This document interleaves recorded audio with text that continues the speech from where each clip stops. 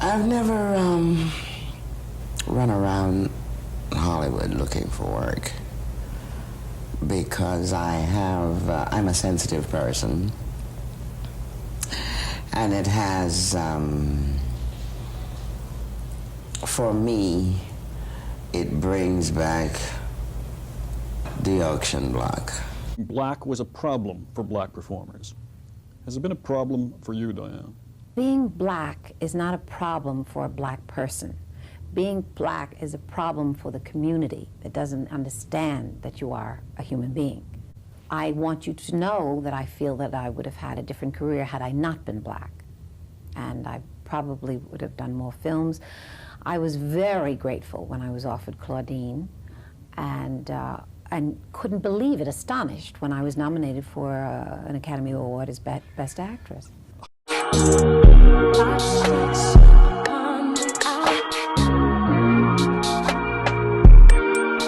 Hey guys, so welcome back to Lex Reads. So today's video of Becoming a Black Book Collector, episode 6, I believe, we are going to talk about black cinema. Now, as you guys know, I've said time and time again where I am a person where I enjoy, I would say, movies better than TV shows. I like TV shows and limited series and all that, but I gravitate more towards movies. Are you guys the same way? Tell me in the comments. You guys like movies better or TV shows better? Another thing you guys also know is when I do my monthly wrap-ups, I always talk about like what movies that I have, watched in a month.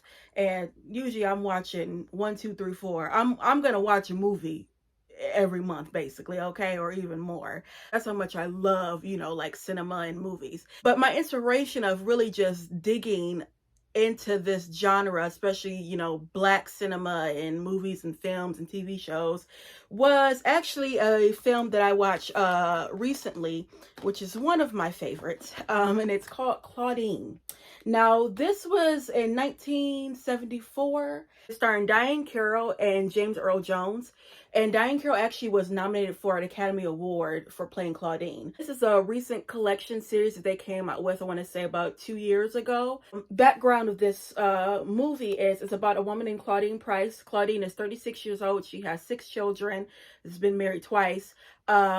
She is on welfare, and you can't work when you're on welfare. You're on welfare? And here you are working. Do you report this income? You know what they say if they found out? You're cheating. Ooh, I'd sure hate to put a whistle on a fine bowl of pineapple juice like you. But her thing is, she's like, I just can't sit around and getting money from the government and not doing anything. I feel worthless. But then she's like, well, when I am working, I'm cheating the system. So it's like, I can't win. But she's like, I have to take care of my children. She's a domestic. And she meets a man named Rupert B. Marshall, which is played by James Earl Jones. And he is a garbage man. And he's a garbage man. He has, I believe, 2 children. But he don't see them, but he pays child support. All right.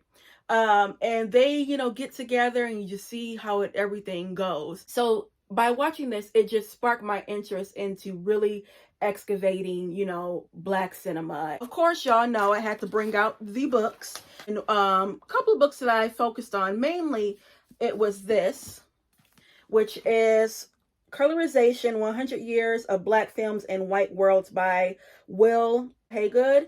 Clearly, he dives into black cinema and like white worlds.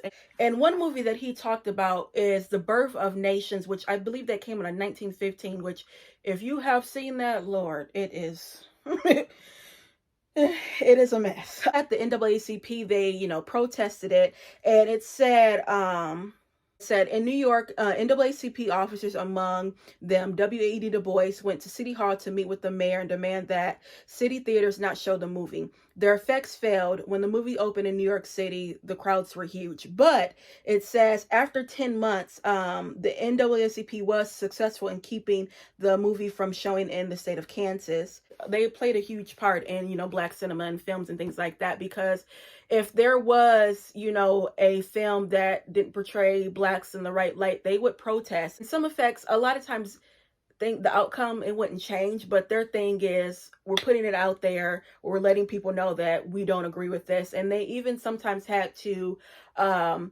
you know, sometimes go against some of the black actors and actresses, because a lot of times those actors and actresses, they were like, well, I have to make a living, so if I do have to play, you know, like a coon character or a maid or something, what am I going to do? I have to live, you know. But they were really huge in supporting, you know, like I said, black cinemas and black actors and actresses. So yeah, this is a really good book. I recommend you guys get this. Another book that I dabbled into a little bit actually was a memoir of Ethel Waters, His Eye is on the Sparrow, with Charles Samuel. This came out, I believe, let's see,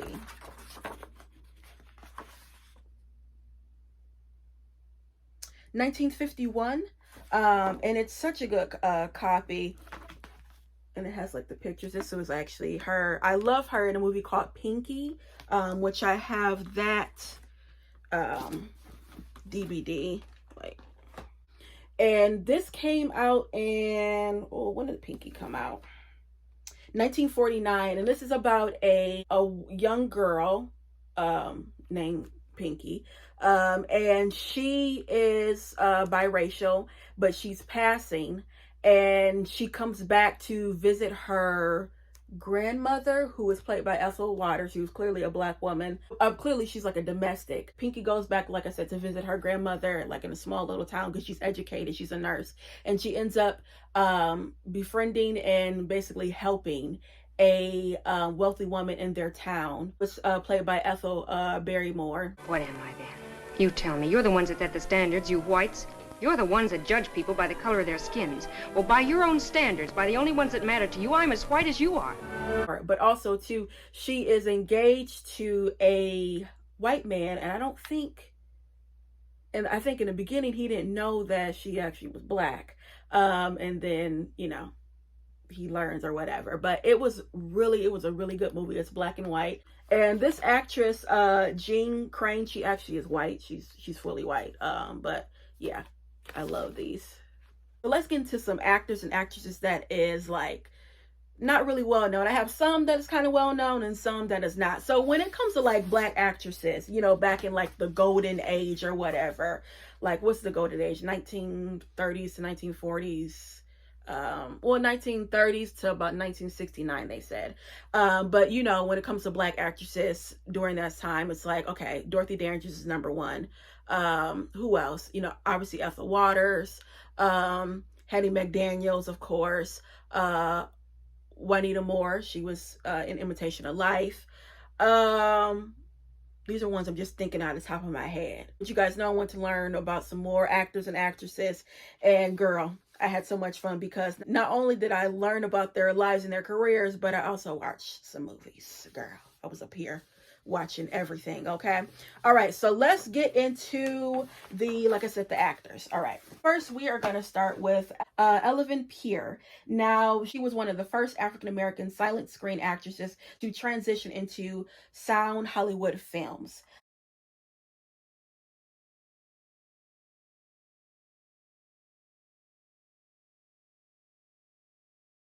She actually was in the first movie of Oscar Mackal. He was a filmmaker, which we'll talk about him later. A lot of these movies, some of those silent films, they were either destroyed or you just can't see them anymore. She died in 1932 at the age of 36 from complications of childbirth. Okay, next, now I really like her, y'all. It's Lillian Rudolph. Now, she's known for a movie called It's a Wonderful Life. You guys have probably seen that. She was Anne. She had a little short, you know, scene. A lot of her movies, and a lot of these actresses too, just in general, they would be in like 40 to 50, 60, you know, motion pictures, but they were uncredited. And she was amongst them. But she also played the voice of Mammy Two Shoes, which was in Tom and Jerry. Tom and Jerry, if you kind of look at some of the episodes, they had some little racial episodes. And they would have this character named Mammy Two Shoes, and I'll put a picture up, big woman, that, you know, didn't talk properly and everything, and yeah. Let's see, what's going on in here? Why, you old for stuff Pekingese hound you. What you doing in here wrecking up the house? Get out of here, you pug-nosed old mess and good for nothing. You know darn well you ain't allowed in the house here no how. I remember I was telling you guys about the NAACP. Girl, they protested about that. They was like, we don't want to see that. And they eventually cut those episodes. Next, okay, is Freddie Washington. Was in the first movie of Imitation of Life. She played Beulah, was a black girl, you know, trying to pass for white. Now, Freddie, she actually could pass for white, but she chose not to. They came to being an Imitation of Life. They were trying to like lowball her with her pay, and she was like, I'm not doing it. They said she fought back, and she was able to make $500 a week from that, and that was a lot of money in 1934 for a black actress. She was getting in. Fall. Mother, I've done everything you wanted me to. I went to that school and tried to be happy there to please you. But I just couldn't bear it. It said she was too beautiful and not dark enough to play maids, but rather too light to act in all black films. They said she was too light to play maids and too dark to play a white woman. But one thing that she said in 1934, she said, "You see, I'm a mighty proud gal. I can't for the life of me find any valid reason why anyone should lie about their region or anything else for that matter. Frankly, I do not ascribe to the stupid theory of white supremacy and try to hide the fact that I am a Negro for economic or any other reason." She told reporters, "I identify as black because I'm honest. Firstly, and secondly, you don't have to be white to be good. I spent most of my life trying to prove that to those who think otherwise. I am a Negro and I'm proud of it." And because of that, she was like, you know what? I'm sick of being in this film business. And she left and she started actually working with the NAACP. She was friends with Walter White. You guys know we talked about him before. He was an author, and he also was a secretary of the NAACP. She also helped us start the Negro Actors Guild of America in 1937 too. So yeah, she was like, I'm not doing that. Now, one movie that I do like by her actually was her last movie, and was in 1937. It's called 1 Mile from Heaven. It's a biracial woman that claims to be the mother of a white baby. And what happened is the white mom, the actual birth mom, was white, and she gave her baby away. Everything is going to be all right. I'm not so sure about that. See that she isn't left alone. Is my baby really alive? I think so.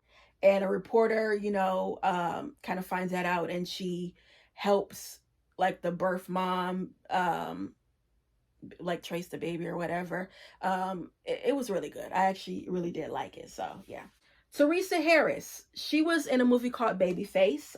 She mostly played maids. Feeling tomorrow like I feel today. In the 1950s, she actually made enough money to retire, and she lived a nice, quiet life, and she lived into the 80s. She did what she had to do. Next, we have Madame Soti Wan, I believe. Now, she was the first African-American to be signed to a film contract and to be a featured performer. She was the only black actor in The Birth of Nations in 1915, and she was criticized for that. But she said, I had no choice. I had to provide for my kids because she had 3 sons, and when her 3rd son was born, her husband just abandoned her, and the baby was 3 weeks old, and she was like, okay, I gotta work. She did pass in, she passed in 1959, and she was 80 years old, and she worked until her death.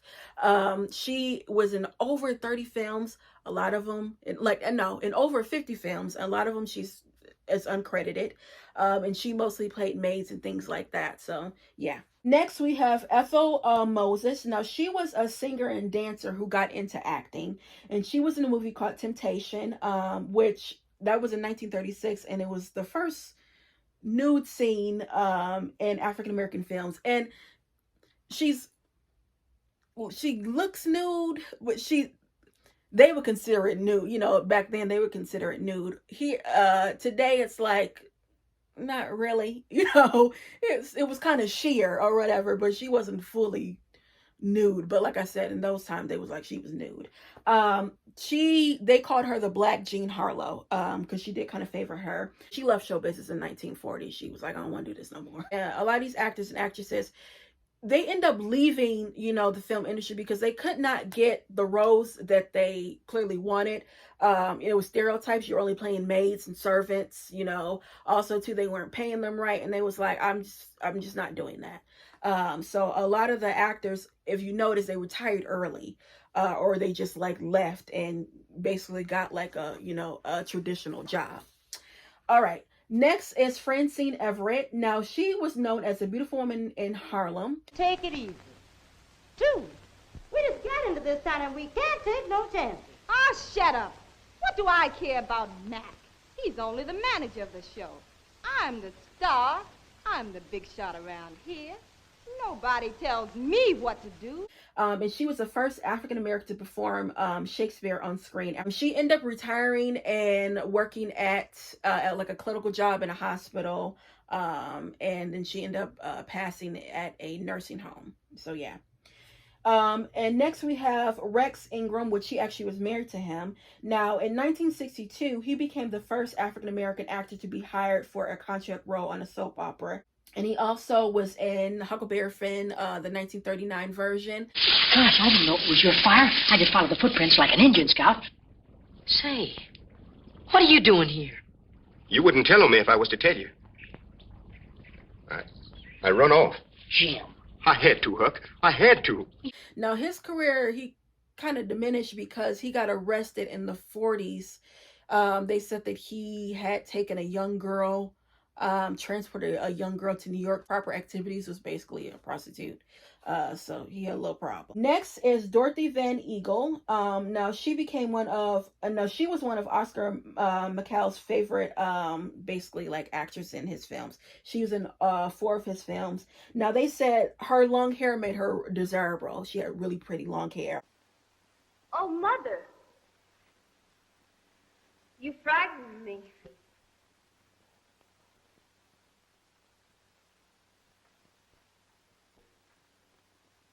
Darling, you're in love. Why, Mother. Yes, with the young man who sold you the book. And then lastly, we have Adama Harris. She was in the movie called The Spirit of Youth, starring Joe Louis in 1929. Now, that movie is actually like it's talking about his life, and he actually is playing himself. But she ended up leaving Hollywood to be a nightclub singer, because I noticed too that a lot of the actors and actresses, if they couldn't make it in like films, they would go to like nightclubs or go to, they would transition into music because you can make a lot more money as opposed to in films. It had a lot more opportunities. Some of the clubs that were white, sometimes they would let the blacks, kind of perform, but they do stuff like, you can't serve you can't use our bathrooms, you can't use our dressing rooms, all that stuff. So they had a little bit more, if you would say, access. So I noticed a lot of times the actors and actresses, like I said, they would just go, into singing and dancing and things like that. And then lastly, another show I want to just highlight, it's a radio and TV show. It was called Beulah, and that was the first Black sitcom to star African-American actresses. It also was TV's first sitcom without a laughing track. And you had actors like Hattie McDaniels, Lillian Rudolph, and it was a stereotype, role. It was basically a Black woman that played a domestic, and yeah. Uh-oh, just my luck. That's bad, isn't it, Beulah? Well, it's for sure the judges won't give me no A for originality. But it did open a lot of doors for us, so yeah. Let's talk about 2 early actors, okay? When I say early, I mean like 1800s, okay? So first is Ida Edelwich, and the second is James Hewlett. Now, they are regarded as the first African-American actors. They did a lot of theater performing Shakespeare. With Edelwich, it said his first professional acting experience was in the early 1820s with the African Grove Theater troupe. Facing discrimination in America, he left in 1824 for England, and he started, like I said, all these Shakespeare, plays and tragics and things like that. And he actually died in 1867 at the age of 60. And then James, he was a principal actor and a co-creator of William Anderson Brown's African Grove Theater, and that was a troupe that performed, Shakespeare, and he was the leading actor of that group. And he died in 1849. And he actually appeared, they said, in Richard III. He was the best known Black New Yorker around 1831. So, I mean, girl, we've been acting since the 1800s, okay? So I thought that was really interesting. I was so excited to learn about that because I didn't know that we went that back.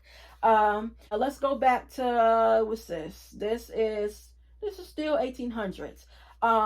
Ernest Hogan. Now, he was, it says, the first African-American entertainer to produce and star in a Broadway show, The Oyster Man, in 1907. Now, with him, he did a lot of, they would say, coon performances. He was like a comedic actor. In 1895, he composed several popular songs, including All Coons Look Like Me.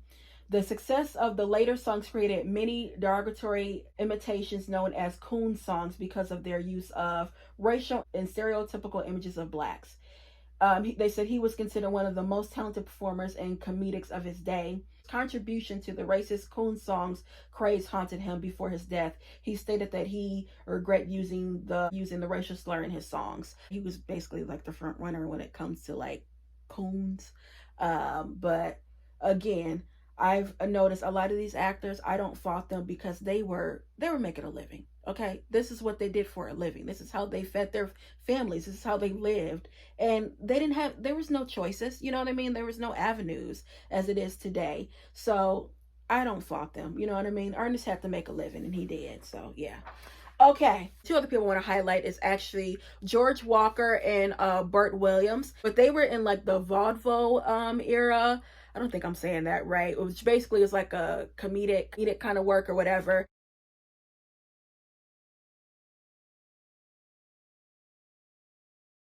But they were a duo. They actually set up an agency, the Williams Walker Company, to support African American actors and other performers creating networks and producing works. And let's see.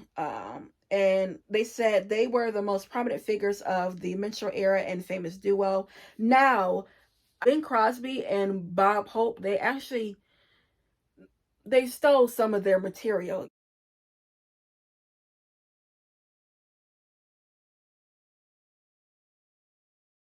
They use the words like, oh, they were kind of similar. No, they stole their material. So yeah, girl. Because there were limited opportunities for African American actors and actresses, a lot of times they started groups to, basically kind of help them navigate and things like that. And one group was the Negro Actors Guild of America that started in 1937. You had Freddie Washington, she was co-founder, Duke Ellington, Louis Armstrong, Marian Anderson, Ethel Waters. The funding came from fundraisers, and they would have Bojangles come and perform and do all of that. And let's see. And then by the 1940s, you had Hattie McDaniels, Ethel Waters, Bert Williams, Lena Horne. They were also members. And by the 1970s, the organization slowly faded as the films and theaters became more integrated. So they did help. Let's talk about some filmmakers. Now, we were focusing on just actors, but girl, we have some filmmakers, okay? I've been throwing out this name named Oscar McCall. I believe I'm saying his name right. He was an early filmmaker. He did, like they said, the race films. And he also did early silent films. And he directed and produced over 42 feature films from 1919 to 1948. And he passed in 1951. He was a handsome man. Now, another person that I didn't know anything about was a woman named Marie Priscilla Williams. And they said she was credited as the first Black woman film producer for the silent crime drama The Flames of Worth in 1923. Her husband, they owned a movie theater among several other businesses in Kansas City. The pair co-managed the movie theater, which gave a couple experiences to release and distribute films for African American audiences. But girl, the way she passed, okay. They said in 1932, after being called away from her home by a stranger who requested help for his ill brother, she was found shot to death on the side of a road several miles from her house. The murder remained unsolved. When I read that, I was outdone. They killed that one.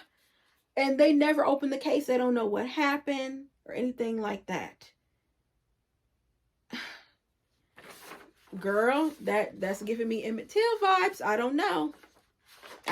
But she was a pioneer, clearly. And no one really knows her. No one really talks about her. Yeah, those were some of the filmmakers that I wanted to highlight that I did not know. I still cannot get over that Marie Williams lady. My goodness. But yeah, that was like my research when it came to like early, Hollywood, early cinema. And again, I scratched the surface, girl. I had so much that I had to, discover. But I was thinking about some of my favorite, actors and actresses. And another thing too, I wanted to just highlight, as you notice, I did a lot of women. Because next I'm going to really dive into like the men. Now, if I'm going to be totally honest, y'all, my favorite actress in the whole world is actually not a black woman. My favorite actress probably it's Sophia Loren. She's Italian. Fun fact, I'm obsessed with everything that's Italian. But I would say my second actress that I really love is Angela Bassett. From like the newest generation, I would say Angela Bassett.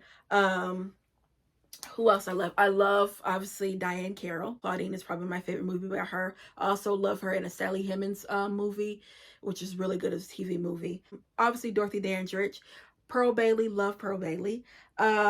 B. Richards, Lynette McKee, Rosalind Cash, Paula Kelly. A newest actress, well, she's not new, but from like this, I would say, generation, is Anika Noni Rose. Love Anika. Oh Lord. And I would say my favorite film, y'all don't laugh. My favorite film was probably What's Love Got to Do with It. My second is Waiting to Exhale. Older movies, I would say, that are my favorite. Ooh, they're not black. Sorry, y'all. I would say I love Madam X by Lana Turner. Who else? I do like Imitation of Life. The 1950 version, but that has Lana Turner. Girl, oh, I'm embarrassed. I'm talking about black cinema, and I'm naming all my favorites as white. Girl, that gotta change. Also, too, I want to show you just two more books that, are in this realm. This is Black Hollywood. Now, this is just, they're like iconic movies that are mainly produced and directed by whites, but you have like black actors like modeling in them. Like you have Lauren London, Basic Instincts. Clearly this was what Sharon Stone. And these pictures are amazing. Who is this? Jessica Rabbit by Layla Hathaway. Bonnie and Clyde, clearly, Faye Dunaway, and Warren Beatty. So yeah, love this. And then lastly, Spike Lee. I love this. Y'all got to get this. This has everything. This has all of his movie, everything behind the scenes. It talks about his life. I mean, just all of it. And I believe you can get this on Amazon for like $25. And it's originally like $50. So y'all, please get this. This is amazing. I just love sometimes looking at this. This is a perfect coffee table book. I personally display it on top of my bookshelf because yeah, that's it when it comes to black cinema. And like I said, I scratch the surface. I'll probably do another Becoming a Black Book Collector part 2 of black cinema and TV shows. And like I said, I want to dive more into the men because like I said, I want to focus on the women. So yeah, guys, that's it. And I'll be back with more black books. Bye. I started really working as an actress. There were about 4 of us. Jada Pinkett Smith, Halle Berry, Regina King, and Jasmine Guy. But the women that I was in constant competition with, mostly it was me and Jada. It was like, oh, do you want the brown-skinned spicy girl or do you want the light-skinned spicy girl? Which one do you want? And if you look at the history of film during that time, you will see how we were divided. But we both contributed something to this industry that I think it simply states and says, without it being said, we open doors for brown girls to be exactly who we are, and that's beautifully complicated. And so it's been a blessing and a curse because here's what I do know. Nia Long knows her light. Nia Long knows her makeup. Nia Long knows her hair. And you probably can't talk me into something else unless you show me. If you want to call that difficult, then sorry. I think you're one of the finest actresses around today, and yet you don't work that much. What is your attitude toward the industry now? I don't really have an attitude towards the industry. I've spent so much time trying to keep my equilibrium and keep my mental health and spiritual health and physical health that I feel like I'm a queen. All right. And I feel that I would prevail. I feel my life is successful, that it works. These are some of the things I gave on another interview that they refused to even print because I wasn't complaining. I feel that I'm very strong. I just finished making a movie. I'm getting ready to go to Europe and sing. I will go back to Africa and work there. I'm surrounded by love, whether it be in Los Angeles or New York. I refuse to deal with the industry as interpreting my worth.